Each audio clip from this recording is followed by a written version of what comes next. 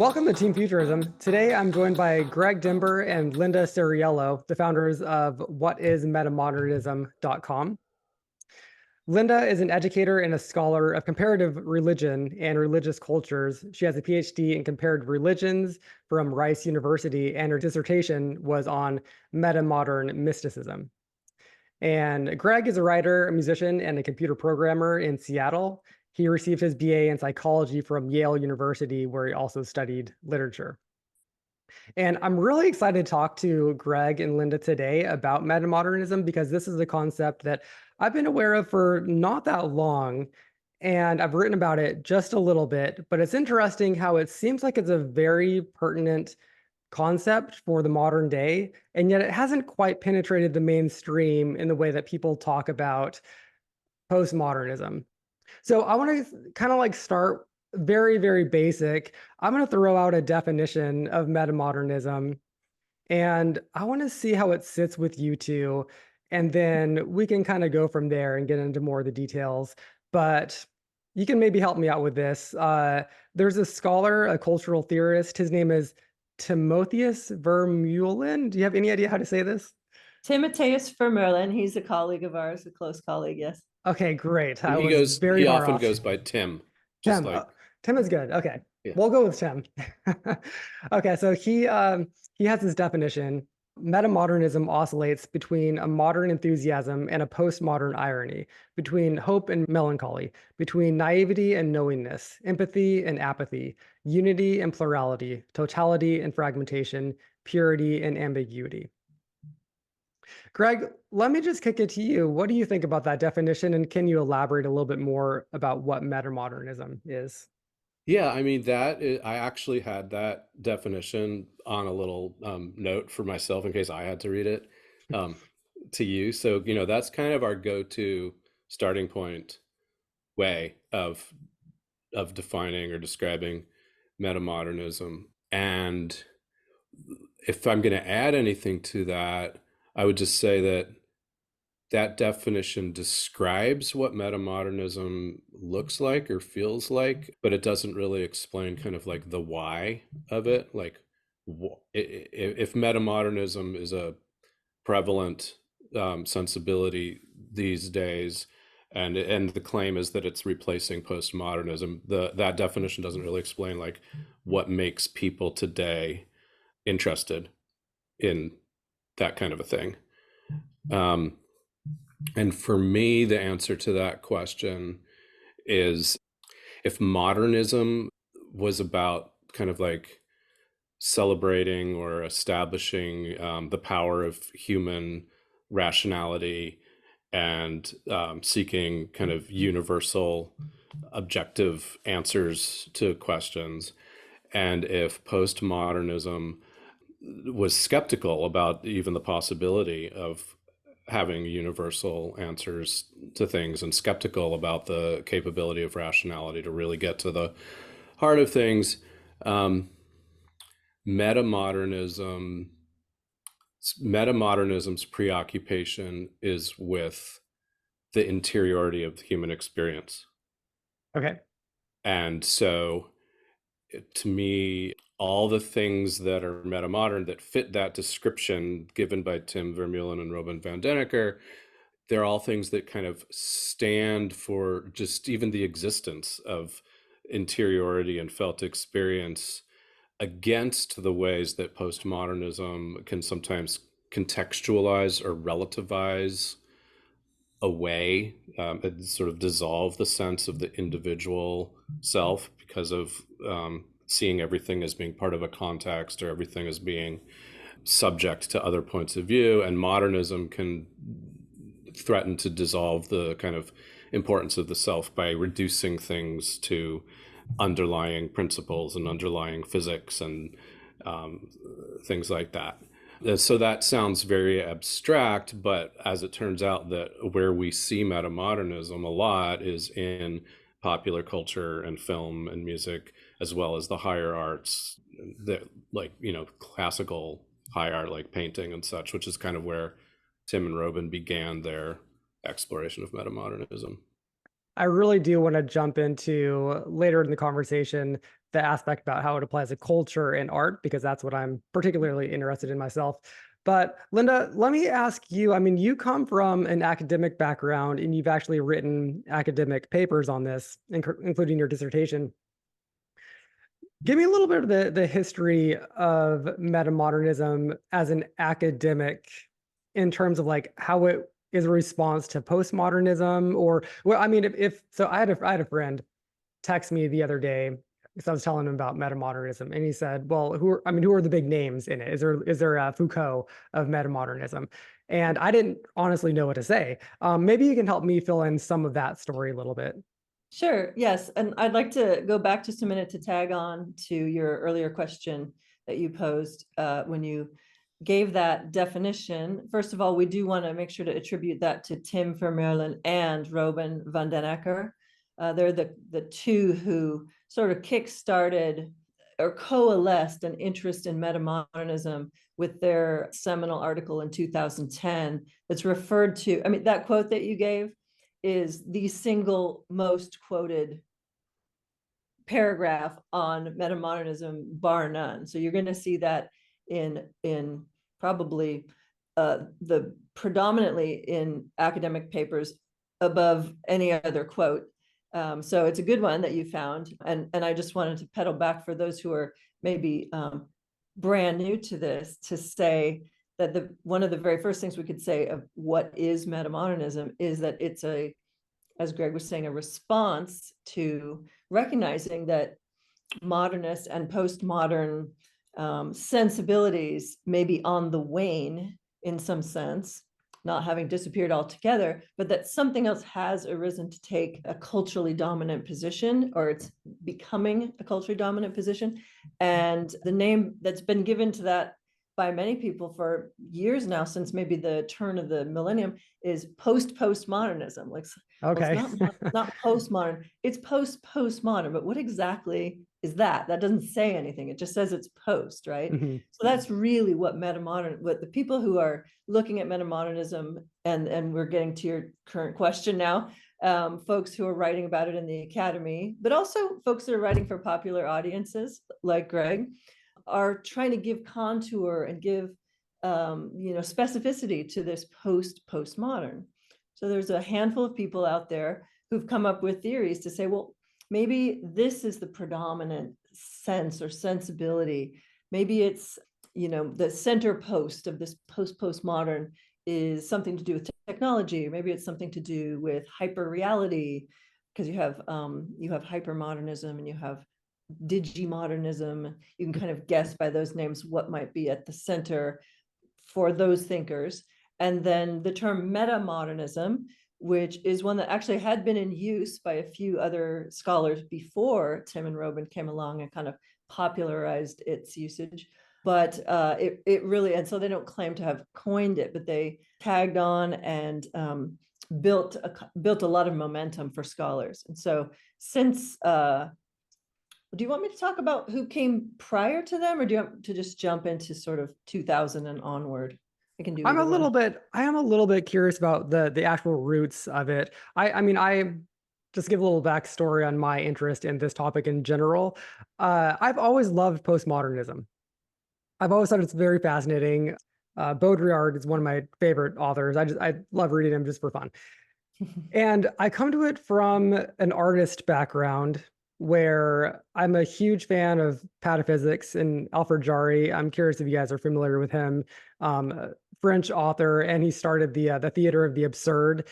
And a lot of his early writings, including this concept of pataphysics, which is the science of imaginary solutions, it's kind of like a sort of like an ironic mocking of science, but it becomes its own thing where it eventually led to surrealism, and then also like Baudrillard was a huge fan of it, and so you can kind of say like it led to postmodernism. So I come to this from kind of like that background of like the artsy background, but it's interesting because to me, just to throw out my bias here, it seems kind of like postmodernism is great for analyzing culture and art, and it's just fun and it rings true in a lot of ways. But then when you try to apply it to life and to humanity and try to like force it into like a science world, it doesn't fit that well, and it makes a lot of people upset. But metamodernism kind of fix that. It kind of solves that in a sense. It kind of like brings it back to reality. You can't get too out there in the metamodern world until you start like oscillating back, right, to like Mm. a place that you can have science again, and it's not just everyone's grand narrative. None of the grand narratives make sense. That sort of thing. It's like, no, we can have a grand narrative, and we can make sense of reality, and but still have some goofy postmodernism that we talk about because we're humans and we make culture, right? But yeah, like what's like the through line for you for postmodernism? Probably kind of like not sitting right with a lot of people and scholars, perhaps, and then they took that leap into the metamodernism.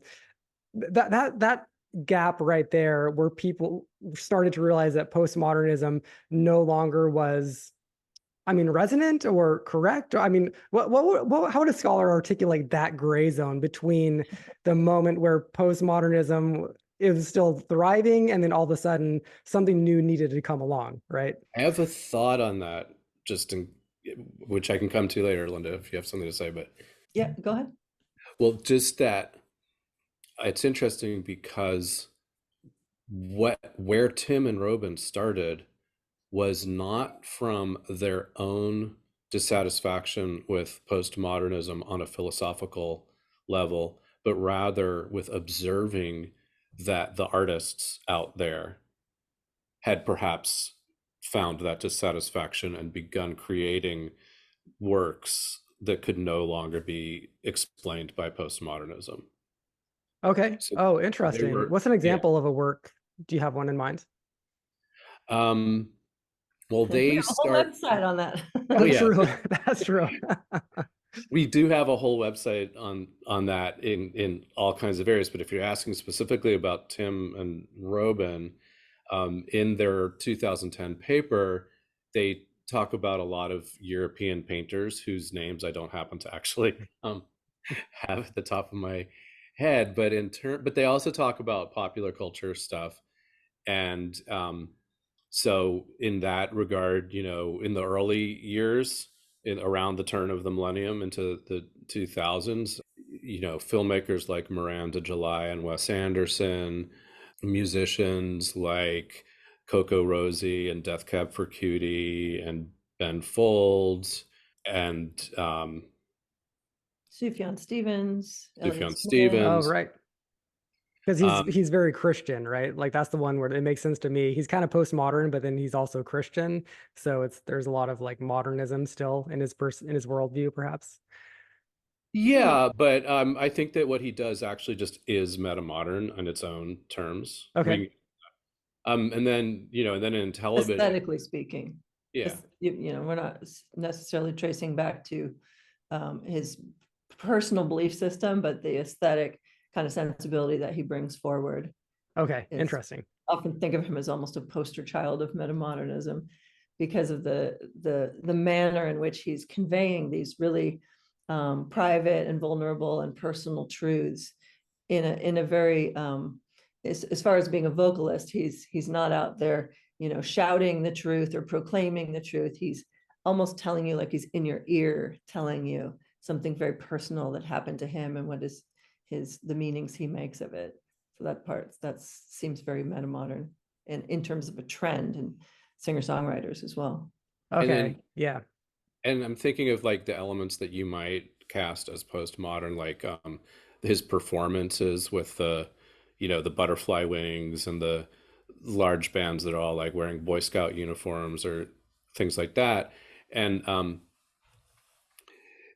so the way I would distinguish, I would say he employs those affectations in a metamodern way, not a postmodern way, because if it were postmodern, the reaction being generated in the audience would be kind of like a laughing at. It would be like goofing on, be mocking. Taking the piss, as the British say. Yeah, it's like to have a rock band wearing butterfly wings in a postmodern sense would be mocking like ostentation and the male virility normally associated with rock bands or things like that. Whereas in Sufjan Stevens' use of those elements, it's more of like an invitation in to the softness and the Interesting. sensitivity that butterfly wings imply. So as an audience, you kind of chuckle, but you're also, it kind of gives you the freedom to let your inner butterfly.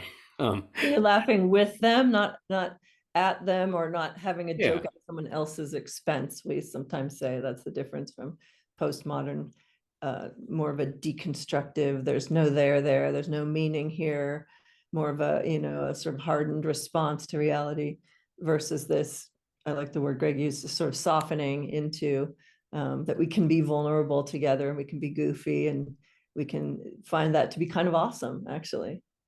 Linda, you said a word there right there that I want to linger on for a minute so I don't forget this point. You said the word meaning, and I saw on your website that you've studied meaning and through a lot of different lenses, including a metamodernist lens. What is a meaning or a sense of purpose in life from a metamodernist lens? Oh, that's funny. That's an interesting question. Yeah, you're right. I created my own undergraduate major, and I called it the mechanisms of meaning formation, Hmm. because I just wanted to do, uh, I couldn't choose one major, it's a problem. And I just wanted to know from many areas of study how meaning is configured from that way of looking, from that angle of looking. So what is an anthropologist, what is their project? What are they trying to evince? And how about, from literature and philosophy and etc. And I did focus on creativity and existentialism, and because I had to pare down to, write that senior thesis and all. But how that relates to metamodernism, um, I'm it's a funny thing, because on the one hand, I think there's nothing that we can say with that doesn't include meaning. I mean, meaning is what we're doing. We're generating meaning all the time. And what are the mechanisms by which we do that? Well, we make a culture, Hmm. and we ask these deep questions, and we seek answers to those questions. In a big, broad-based sense, that's what we're doing all the time. So what metamodernism, I'll say what it did for me is, I mean, I had some questions that I was trying to tackle that were this kind of intellectual history type of questions, in my doctoral work. And just briefly, I was looking at how the New Age as a kind of cultural phenomenon gave way at some point around the turn of the millennium to what then the popular sort of identity marker for that became the spiritual but not religious. But yet they were so similar in terms of, a lot of the beliefs that that people held, the practices, the types of things they would go out and, go to that New Age bookstore and buy your crystals, or find out about the latest, drum circle or what have you. A lot of that transferred right over to the spiritual but not religious. But there was this pushback thing of like, I don't want to identify as New Age. So I really wanted to understand what had happened culturally to make New Age sort of anathema, and to really, coalesce this group of people that identified by a negative, spiritual but not religious. And so that was one of the inroads for me into, thinking about the postmodern. But also it came at the same time, this is more biographical maybe, but maybe it's helpful. It came at the same time as Greg was, kept on popping up saying, are you noticing this cultural change going on in, and he'd say, this this literary move that we're seeing in books like Dave Eggers' heartbreaking work of staggering genius was one of the first ones that we read, and we're like, this is something different here. This Yeah. narrator has a whole other interiority than, not that either one of us is an expert in literary arts per se, but we've sort of read around enough to say this is something different. And then it was sort of like, what about these song lyrics, and what about this approach to, the arrangements of songs that we're seeing more and more of, like we talked about with Sufjan Stevens. And what about this, style of humor? And what about this, that? And it was just like, it was building to where we were like, what's going on? We can't be the only people who are noticing this thing. Right. And But what are we so going to call it? what's it called? Someone's called it something, right? And Mhm. that's when we happened upon, sort of just like, Google searching, happened upon this metamodernism. Well, what is that? That sounds promising. So then we started to read into that other people were, yes, in fact, they were sort of theorizing about this cultural move writ large. And generally, scholars will take, only their slice and their particular expertise and say, well, I'm going to look at metamodern literature. I'm going to look at, and for me, I'm in religious studies, right? So I'm looking at cultural trends that that impact contemporary spirituality, contemporary religions, and manifestations of religion. So I think I lost the question you asked me, but did I get anywhere near what you're hoping? Yeah, very, very good. There's so much here. I want to ask a question about religion, and I want to get both of your takes on this. But Linda, maybe we'll start with you on it. I was listening to a podcast recently. A lot of these podcasts have been dropping over the last couple of weeks about what's in store for 2024. Right. And this one podcast, it was actually Barry Weiss's podcast of all things, and she had her sister on, and her sister apparently is quite young. I don't really know the details, but she was asking about like, what are the young people? What are the young folks? What are they into these days? And there was again and again and again, the theme was, oh yeah, Catholicism is back. That's in. It's no longer cool to be an atheist. This year, this is the year of like being a trad conservative religious person. And it's not like it's that's said ironically, because it's not like we're all going to be going to mass and actually believing all of these things, right? It's more of oh, that's just in, just like aesthetically, that's just kind of and that to me is the most meta modern moment ever, because it's religion. Like, how can you believe it unless you kind of are sincere about it? But you're kind of like postmodernly being sincere or something. And it's like Yeah. several layers of irony with some sincerity somehow baked in between, the layers of that pie or Yeah. something. I don't know. Got it. That to me was so interesting. So where are we with religion and spirituality in 2024, where I mean, I used to be religious. I'm not anymore, but like I can kind of see that if I were ever to be religious again, or something in the religious spiritual world were to call me or whatever, I couldn't quite do it without being kind of ironic about it. I just don't think I could. But you know what I mean? Like, I don't know. Where Yeah. are we with religion? I'm sure some people are still completely sincere about it, maybe, but like, I don't know. Like, how does any of this work anymore?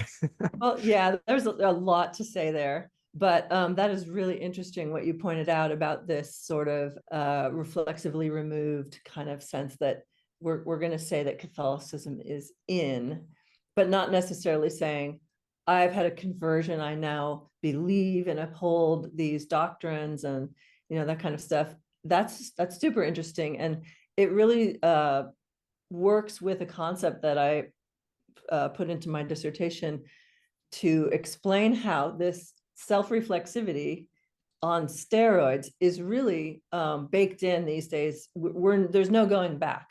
And what I mean by that is, and I called that, I used the phrase life as movie, because I was trying to track how, especially younger generations who've grown up in, just firmly within internet culture and the many identity narratives that we hold all at the same time, that this is more native to look at life as kind of like, I can sculpt this, this part of my life, and maybe I can even be a Catholic with this part of my life.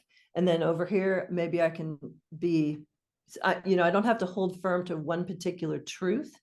That sounds a bit postmodern, like I can flit around to, whatever suits me. And in fact, that's certainly what defines in part the new age, and then the spiritual but not religious, is what some people call the salad bar spirituality motif.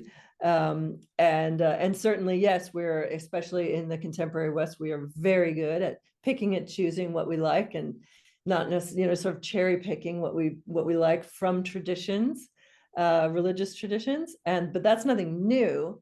That's just something that probably seems more natural at this point, because it's been going on for a while, that one steps back and looks as if through either you could say as if looking at a screen, or you could also say as if from behind the camera, and says, you know, I'm directing this movie, and maybe I'm also the actor in the movie.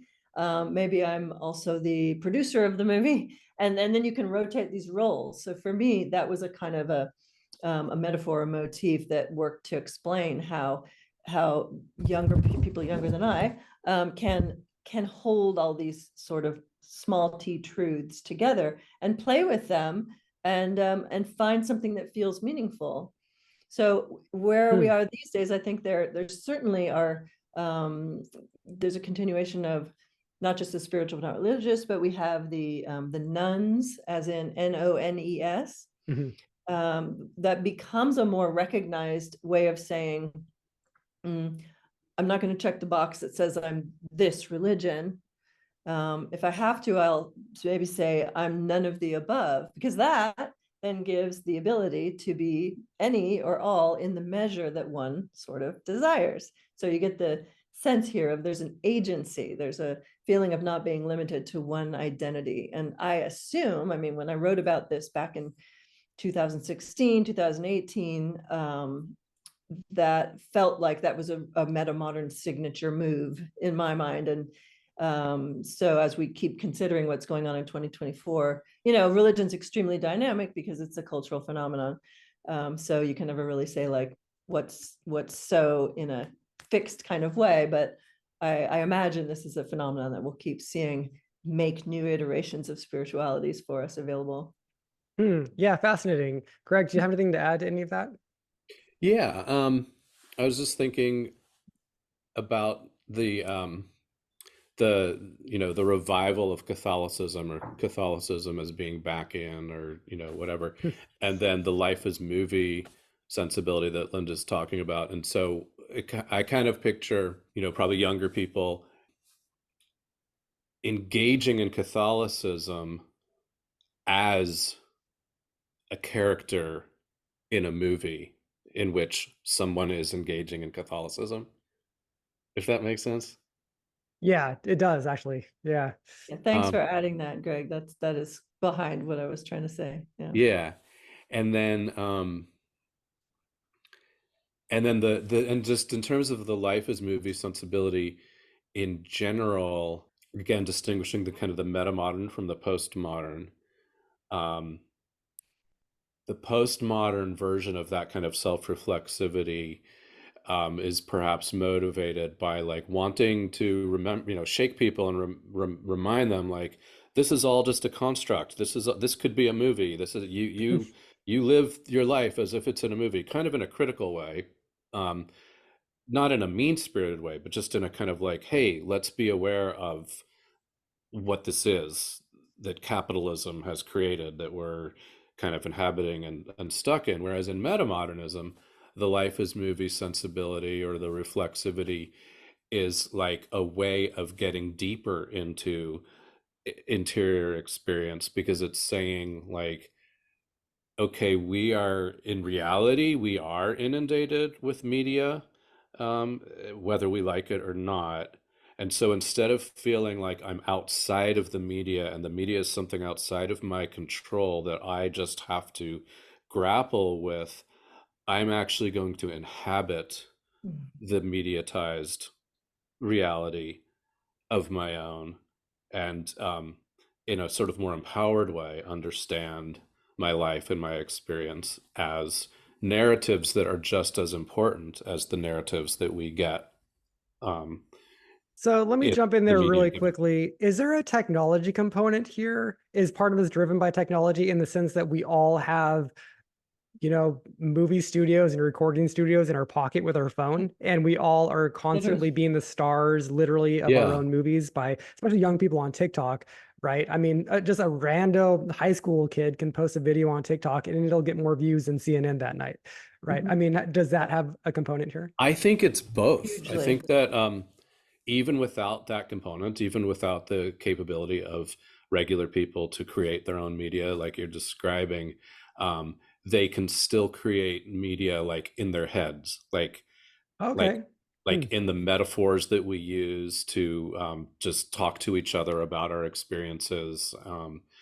and things like that. And I think that was already happening in the earlier, part of the 2000s before the technology you're talking about was widely available. So I don't think it's just a function of technology. I think it's a function of consciousness. And then, but then, yes, definitely very much so. The technology allows people to take something that was sort of more metaphorical and poetic, and actually make it into something tangible. And what the causality direction of that is, I don't know. Is it, um, but somehow both of Yeah. these factors are happening at the same time and interacting with each other in some fashion to take it and make it even more of a thing. That's all I can say. Yeah, and I would add another way maybe of saying that it's true. It's not the fact of having the phone in our hand and the ability to record our lives as a movie, but it's not, so it's not the fact of having the technology, but it's what has been done with the technology, and that is both that's sort of epiphenomenal of technology being in front of us, but it also has to be, what were we drawn to, why were we drawn this way, and to these impulses.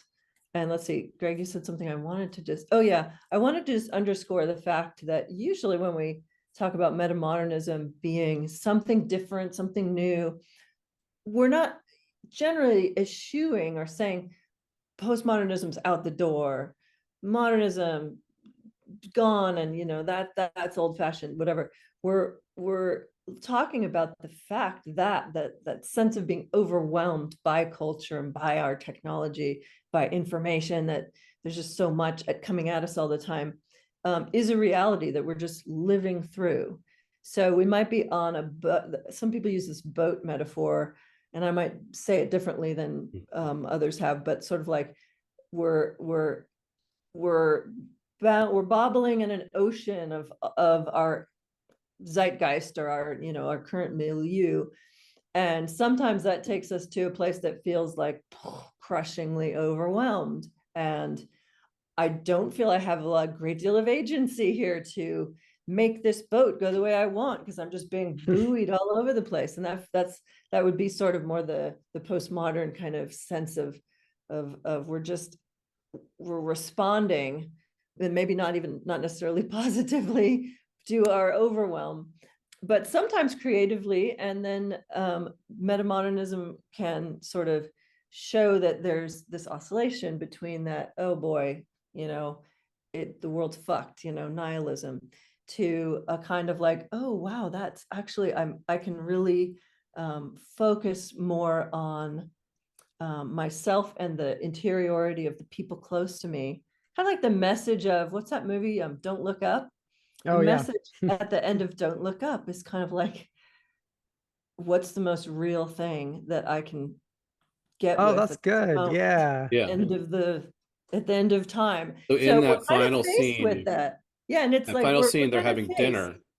They're having dinner, and right before, the comet hits their house, or whatever, or the shockwave hits their house, they're just sitting there sharing. They're having dinner.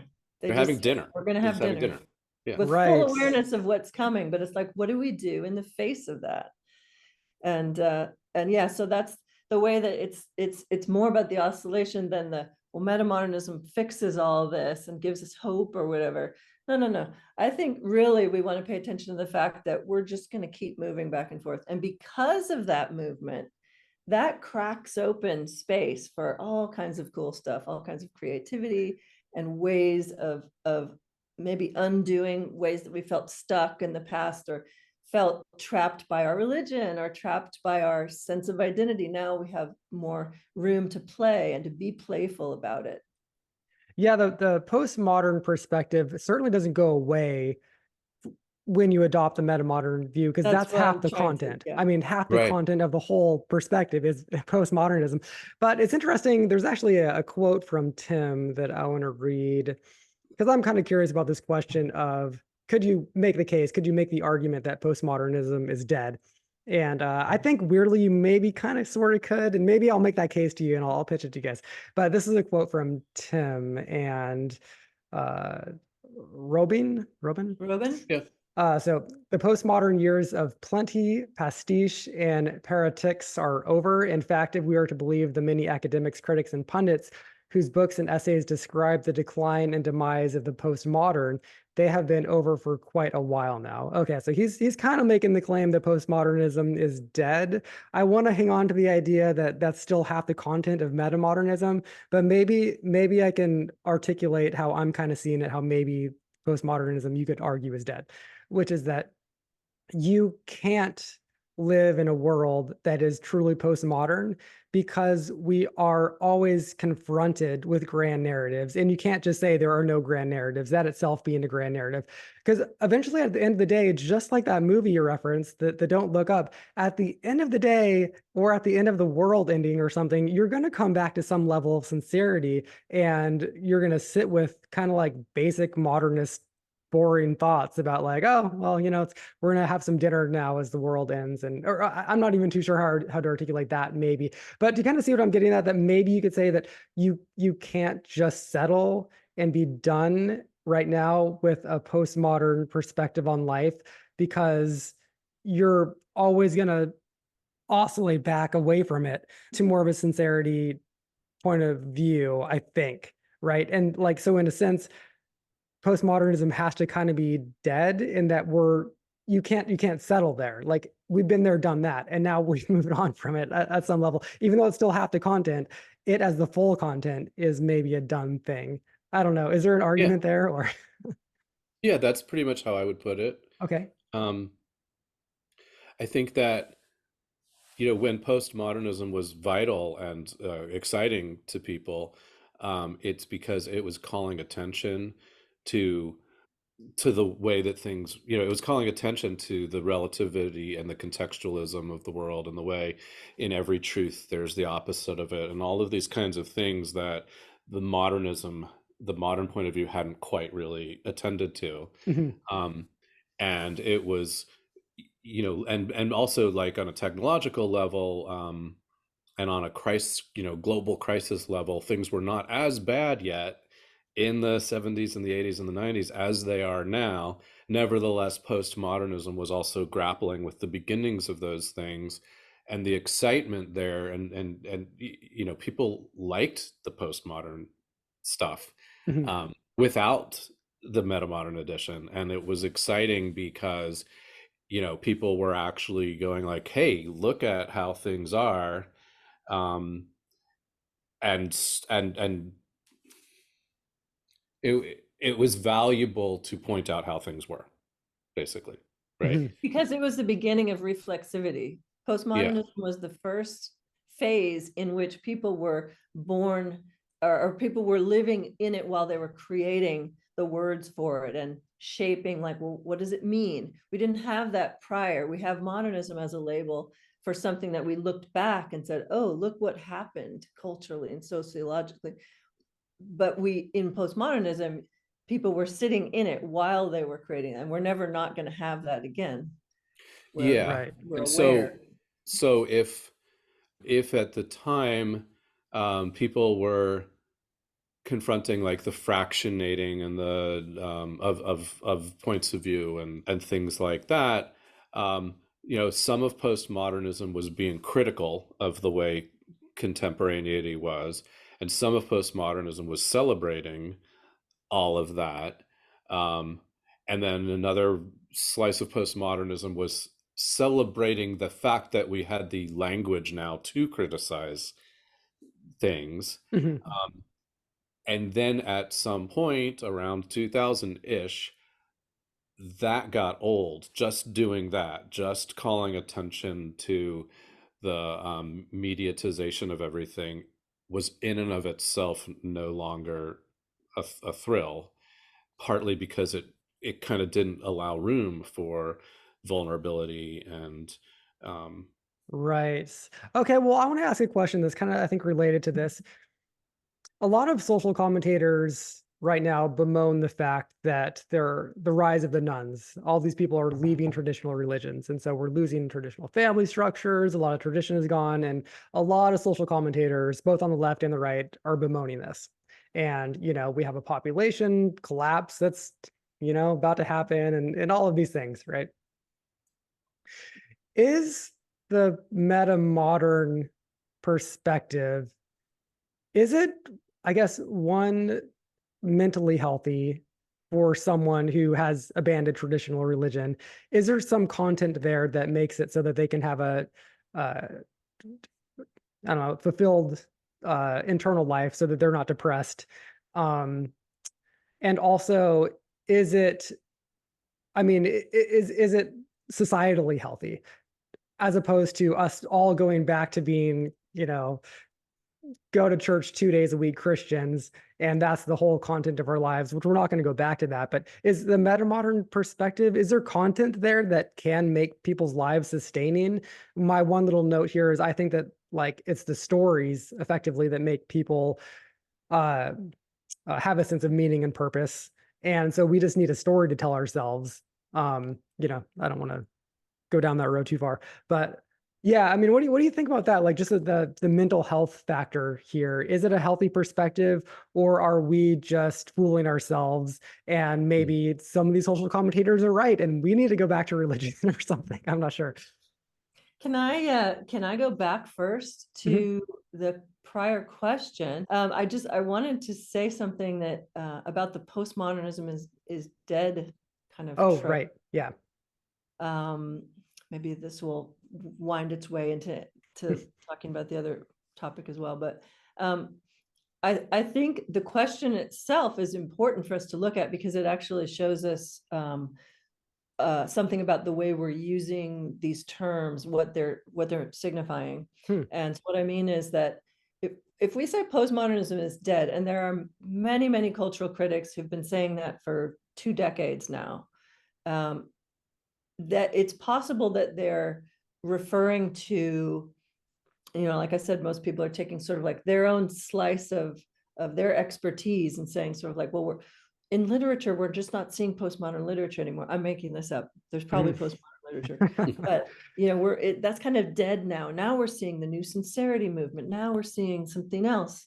So they might be saying, yeah, that postmodern sort of aesthetic sensibility is no longer dominant. It's really kind of withering away.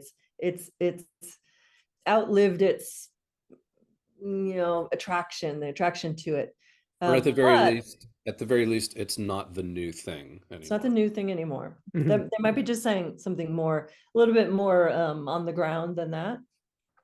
Because if we try to say postmodernism as an epistemic kind of realization about reality, like Greg was saying earlier, that reflexivity, and I said this too, that there's no turning back at this point, because we've learned to think about our thinking via postmodernism, and that truly there's no way for that to go anywhere. We're going to be thinking about our thinking from now on, only in more and more sophisticated ways. And I think that metamodernism does take a leap into a more sophisticated way, or a more grounded way, you could say. Maybe this does dovetail into your question, because I think if I hesitate to use words like healthier or sort of socially constructive, because when we scholars and people who are using metamodernism to look at culture, and we're examining like what's already there.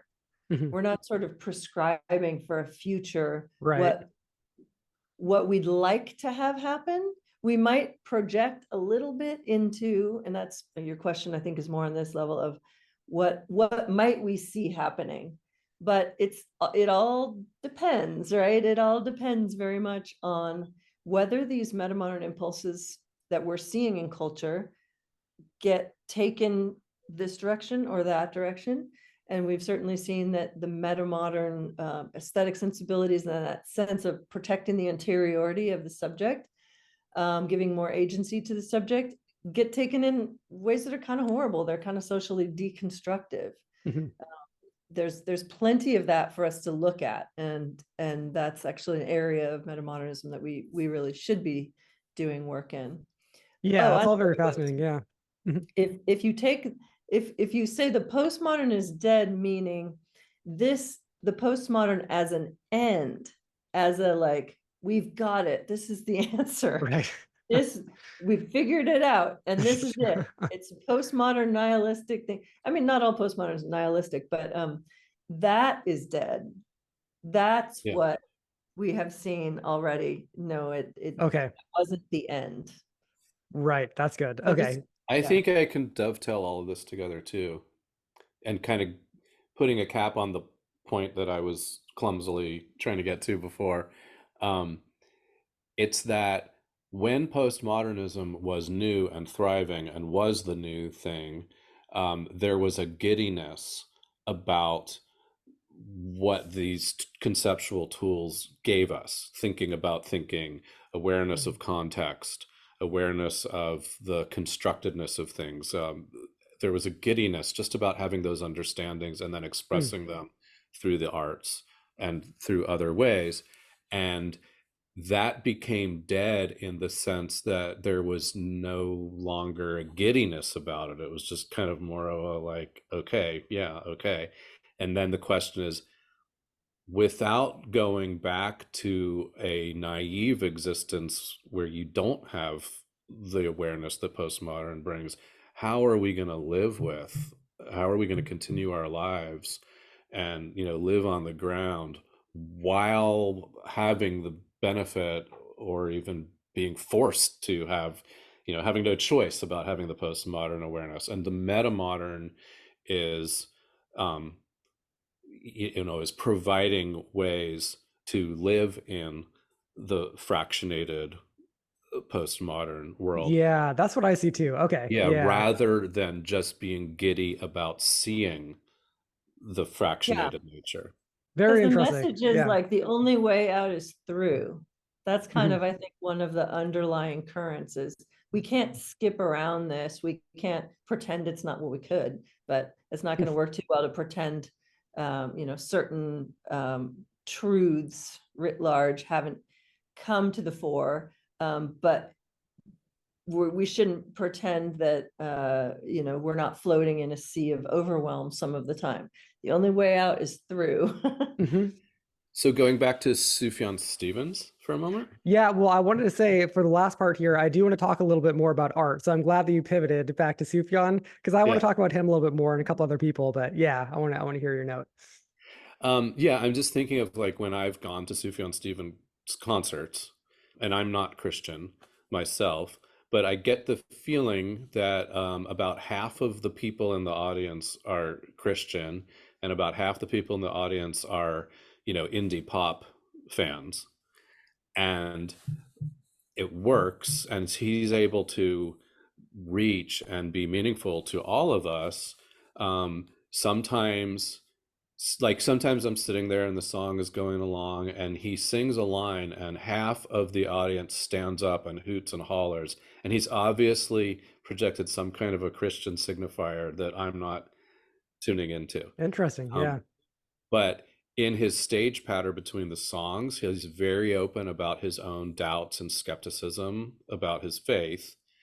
And I think that actually makes both the Christians and the and the secular people more comfortable, because he's presenting it all as a big question, not as an answer. And I think that there's a, you know, there's a species, so to speak, of contemporary Christianity that has to embrace the questions and not just take faith in a sort of handed to you kind of way. And so he's speaking to that. And then, you know, almost all of his song lyrics are just like really brilliantly multifaceted, where they can be metaphors, they can be religious metaphors, they can be um, just metaphors for the kinds of things that everybody goes through. They can be on a religious level actually challenging um, to the established interpretations of religion. You know, they're it's all in there. And then in his performance, you know, he has just the right touch of self-deprecation and goofiness and all of it. So whether you're coming into it as a Christian who wants to be with other Christians that are open-minded, or whether you're coming into it as a secular person, it it's I think the reason why I'm having trouble putting words to it is because it's art, and there's something irreducible about it Yeah, that I saw Sufjan play one time. I think it was in Oakland. And the thing that just stuck with me, this was probably 5 years ago now, but the moment that stuck with me was at the end of the show, he actually achieved a sense of transcendence. There was like at the very end, it just crescendoed and Mhm. crescendoed and crescendoed. And it wasn't, it almost could have gone into like a noise rock zone where it Huh. was annoying, but he didn't take it there. He took it into this actual beautiful transcendent moment, and it was so good. And that's what I do appreciate about him, is like you never quite know, is he going to go into like a noise rock area and make it kind of noisy and obnoxious, or are we going to keep this beautiful and on the side of the angels sort of a Yeah. thing? That's so fascinating, and he's just a brilliant artist, so I mean not many people could even play with those sorts of details. But yeah, that's what stuck with me with him. I was having that same word come up, beautiful. And I was thinking as Greg was talking, that so I always have this little meter going like, well, you can't say that's metamodern just as it is. What about it is maybe metamodern? Because I also don't think that sort of like transcendent art is necessarily metamodern. I think it's art, you know, that's what art is meant to bring us up and out of ourselves or show us something in a different way. So we go, ah, you know, that's what the point of art might be said to be in a general sense. But yeah, if it lands back with something that's beautiful, as you said, and what does that mean exactly? I guess what I take it to mean, I think Greg would probably agree with this, in terms of metamodern aesthetic sensibilities, is that it's showing yourself to yourself and the other in a way that goes, oh, that's what it's like to be you. Oh, that's what it's Oh, like to okay. be me. And we have this kind of warmth of, okay, we can deal with this. We So can deal there's with this world. Yeah, this is so good because this goes into my very next question, which is about on Twitter. There are a lot of these accounts that are, I'm not sure exactly what they're called, but they're kind of like architecture accounts or like Mm. urbanist accounts, but they're all, you kind of like, they kind of code right or code conservative, Mm. where they'll post a picture of a beautiful cathedral from someplace in Europe, and it will say like, why can't we build this anymore? You know, Mm. that's like the tenor of all of these comments. But it's just also kind of ironic that like, one, this is being posted on like a social media platform. We're not going back to when cathedrals exactly like this were built.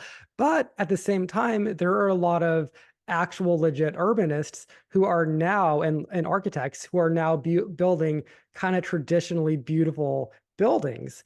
And these accounts that are huge, they have like tons of followers and get tons of engagement. There is kind of like an outcry for just like a return to normal beauty standards and a rejection of just like sterile blah hospital style modernism. And this is kind of interesting to me, and this is kind of like my question, is how much does the real world, the world that we're building around ourselves, our cities, how do they reflect, as like maybe from an artistic perspective, how do they reflect the metamodern view? Oh yeah, we had a really interesting conversation with Tim Vermeulen that goes into this question on our YouTube channel. What is metamodern conversations? Because he's much more up on current architecture than we are, and so he was describing some urban works that are not just pulling sort of sustainability, you know, trends, like really working only with timber or only with wood for an Oh, entire interesting. structure, but Huh. not just that aspect of it, because that could be seen as a modern trend. But I'm not going to be able to replay exactly. Maybe you can, Greg. The underlying sensibility behind it was more like, you're allowed to enjoy and breathe deeply in life. Like building is inherently, you know, especially with concrete or something that we know is just an inherently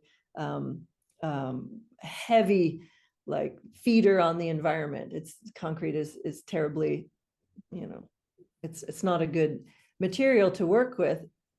So I think I'm going to go out of my memory, what I can remember on what the underlying point was, but it wasn't just simply we can create sustainably, we can create an imaginative way, but it was sort of like what was the phrase, Greg? Do you remember? Hedonic sustainability? Hedonistic or hedonic sustainability. Yeah, I think it was hedonic. Interesting.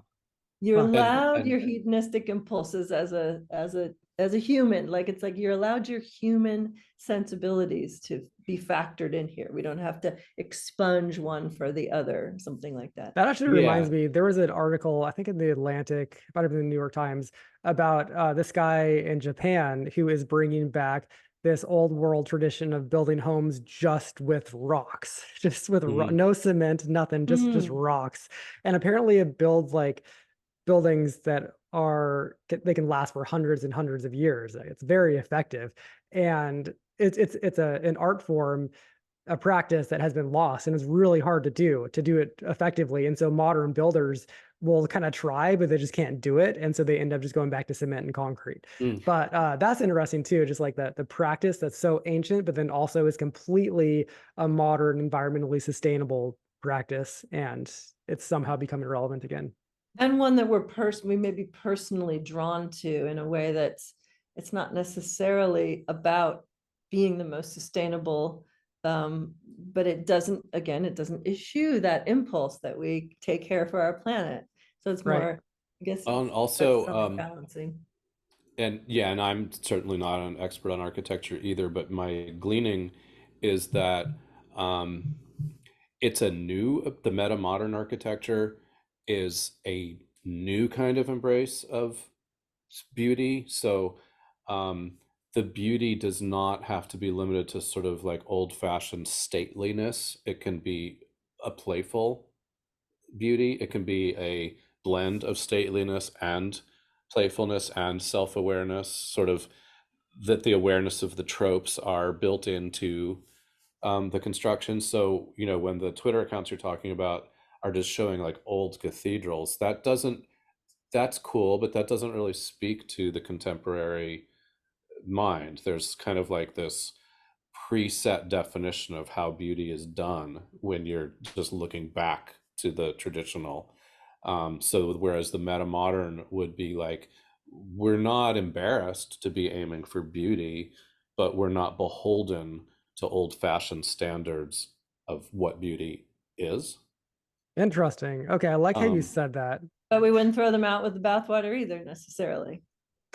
And Greg, I want to note that you have an essay on Medium. It's called "After Postmodernism: 11 Metamodern Methods in the Arts." This was actually one of the very first essays on metamodernism that I encountered. And we don't have too much time to go into it today, but I do recommend, I'll probably put this in the notes as an essay for folks to check out about different methods in the arts. And maybe I'll just like name a couple of them.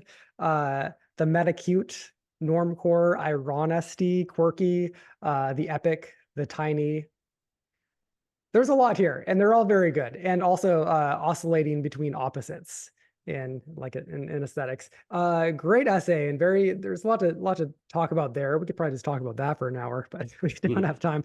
In the last few minutes here, I want to ask, is there a work of art, a book, a movie, a record that you would recommend folks check out that can be talked about with their friends from a metamodern perspective? Something that's like fun and enjoyable and can be an intro. To pick Peter, one. That's so hard. We mentioned Wes Anderson. Would he be a good example? I just recently watched his new film. Yeah. Definitely his whole body of work, for sure. I think that the one that I'm wanting to say, if I have to name one, is Buffy the Vampire Slayer. Oh, okay. Okay, tell me why.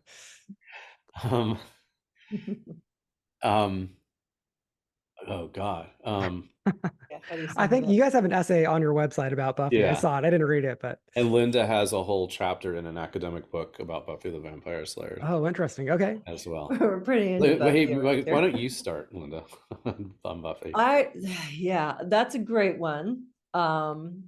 I was gonna go for Miranda July.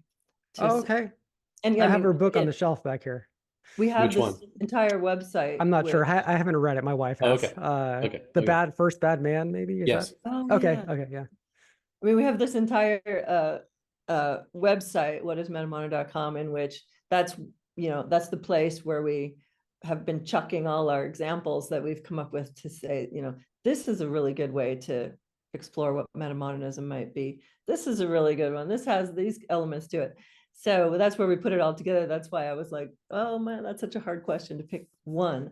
But I think one of the early examples for me was just the whole oeuvre of Miranda July as somebody who really showcases personal vulnerability and unpredictability and like heart, but also like the messiness of being a human being. Like, if as much as we want to talk about beauty, I think we really have to also talk about the human flaws and foibles is a phrase I often use to say, showcasing those things or highlighting those things. To me, that speaks of the metamodern. And one of the reasons is because it makes everybody feel we get the feely thing, that there's humans in here. It's Yeah. not about the product. It's not about the thought, the Concept. immaculate thought or concept that we've had that's going to bring it all together or whatever.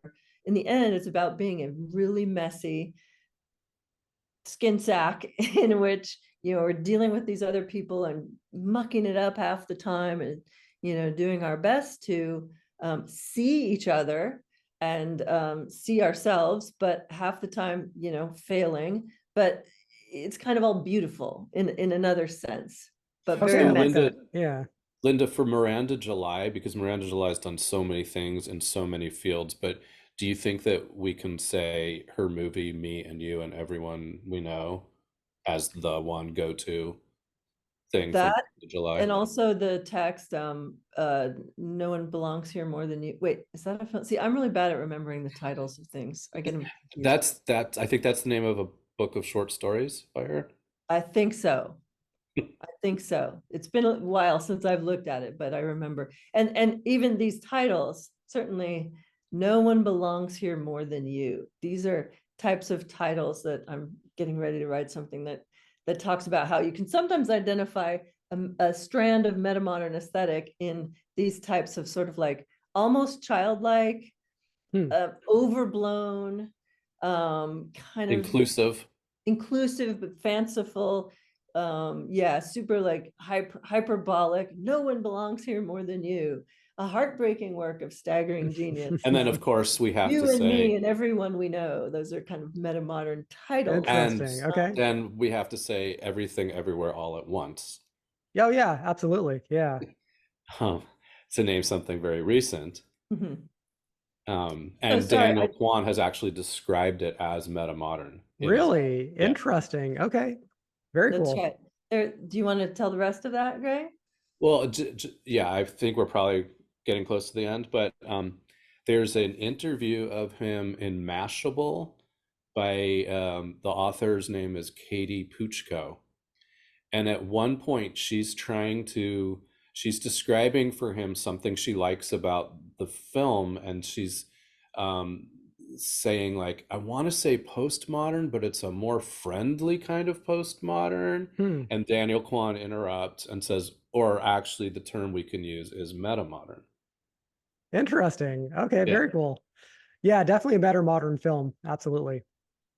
Okay, good. And Well, Buffy, I think I would just have to ask people to, like, if people are really interested, go look at our article on our website, or go look at my chapter. I can send it, or we can put a link to it. Because there's just a lot to say.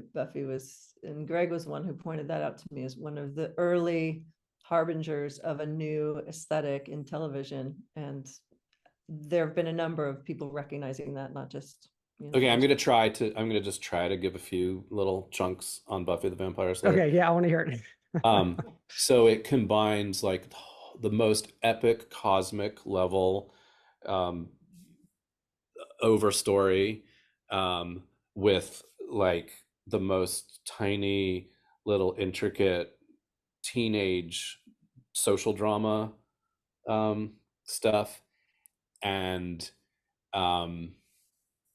it's constantly, it's very self-aware and so very self-reflective on itself and such, but it again in this meta-modern way where it's not for the purpose of going like, haha, this is just a dumb TV show. It's for the purpose of going, this is what all of our lives are like. Interesting. And I'm going out on a limb here, but I think in the late 90s, it actually introduced a way of speaking. Like the characters Buffy have speak. this kind of slang that was invented for the show, which like for example, like Linda's probably going to be like, don't go out on a limb, Greg. You don't, you can't really claim this. But the whole idea of saying like, is this a thing? That phrase, the like, is this a thing? I think comes from Buffy the Vampire Slayer. I think the Hmm. characters would go, it's a whole thing. Like at one time, a character runs into the room and is telling about what Linda, do you know? Can't remember. Oh. Okay, I don't necessarily I'm doubt getting you. really far afield here. But No, they Buffy speak introduced though was a thing. Buffy speak is a became a thing. thing. And it's a kind of slang that I think is meta modern because it draws attention to and puts the spotlight on the intricate interiority of existence that is really normally hard to talk about, but in Buffy speak, you can. And this is being put out to the world through a TV show about Mhm. a Vampires high school playing girl vampires. who is the Slayer saving the universe from, evil and stuff. Yeah, that's just a little slice, though. Yeah, very interesting. If I were have heard Buffy described in that way back in the day, I would have actually watched. I totally bypassed the whole thing. I don't think I've seen one in my entire life.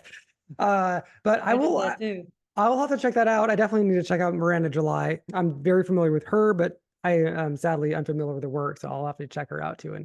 And hopefully there's some good examples for folks to check out. I also wanted to add one thing to Yeah. the bio, you're introducing us. And I am now one of the co-editors of a whole book series on metamodernism. Okay. And Oh, cool. Tell me about that. yeah, in the last year, we put together a proposal with Lexington Books, and it was accepted so it's basically they're holding the space for us to publish on metamodernism, and we have many potentially really interesting texts. It's interdisciplinary, so there's going to be everything from film and TV criticism and art and architecture and vernacular humor styles, video games. We have we have a cadre of scholars doing video games and comics and what else, Greg? I mean, we're accepting anything, and it's the co-editor with myself is Tim Vermeulen. So we're really happy to be able to have this as a container for high quality, really rigorously, peer-reviewed publications on metamodernism. So stay Very tuned. cool. Maybe I'll have to Yep. have you back on when that comes out. And Greg, I believe you might be working on the book too, as well, right? Yeah, like literally today and tomorrow, I'm finishing up the draft that I'm going to send to my publisher Awesome. on that. And that's a kind of general introduction to metamodernism for non-academics, and hopefully academics will be interested in it as well. Okay, And the great. Well, I'm title excited is- about that. I'm What's not the even going to title? say the title yet. I'm not going to say the title yet. But thank you so much again, and I'll put the links down below to Okay, all of your thank work. you very much. Yeah, thank you so much. Thanks.